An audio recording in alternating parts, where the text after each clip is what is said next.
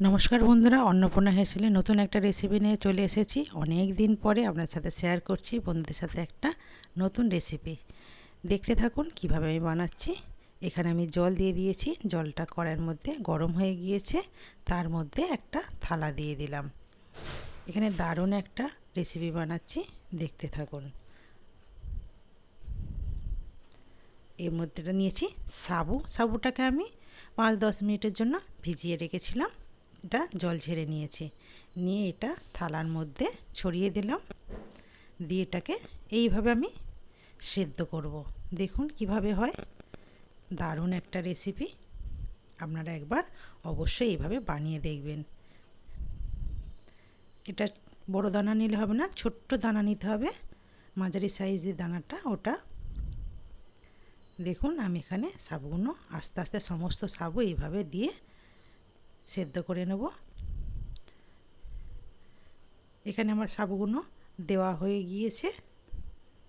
এবারে এটা চাপা দিয়ে দেব। এইভাবে আমি চাপা দিয়ে দিলাম, এটা আমি সেদ্ধ হতে দেব। এখানে আমার সাবুটাই তো চামচ দিয়ে আমি দেখলাম সেদ্ধ হয়ে গিয়েছে কি না।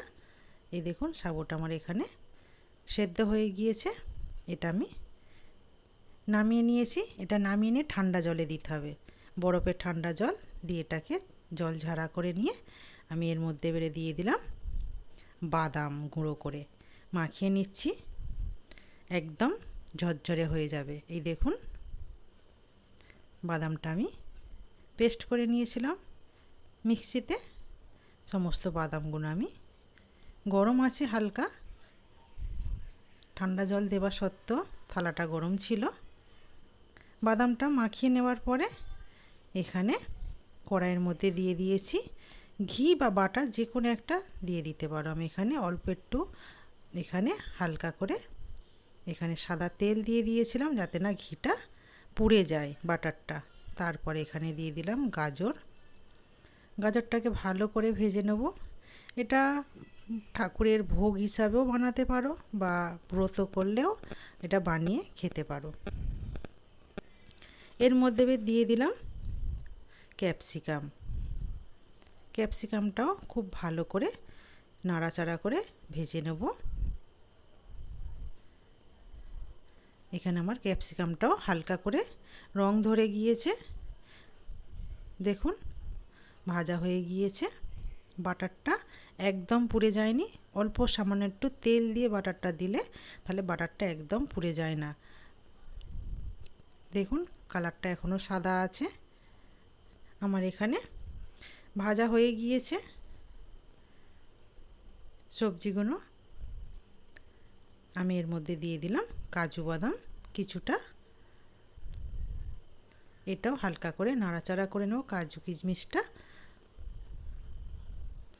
এখানে আমার এটাও হালকা করে ভাজা হয়ে গিয়েছে। রংটা একদম হালকা হয়ে গিয়েছে।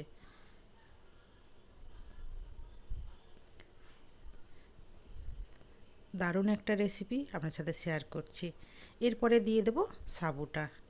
এই দেখুন কত ঝরঝরে হয়ে গিয়েছে সাবুটা। সমস্ত আমি দিয়ে এবারে নাড়াচাড়া করে নিচ্ছি।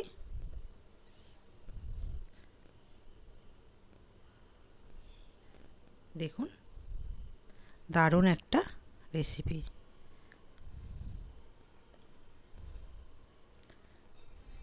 দেখুন রেডি হয়ে গিয়েছে আমার এখানে সাবুর রাইস। আপনারা অনেকভাবে অনেক রকমভাবে বানান, কিন্তু না আমি একটা নতুন রকমভাবে বানিয়ে দিলাম। কেমন লাগলো সেটা জানাবেন। রেডি হয়ে গেল আমার সাবুর রাইস।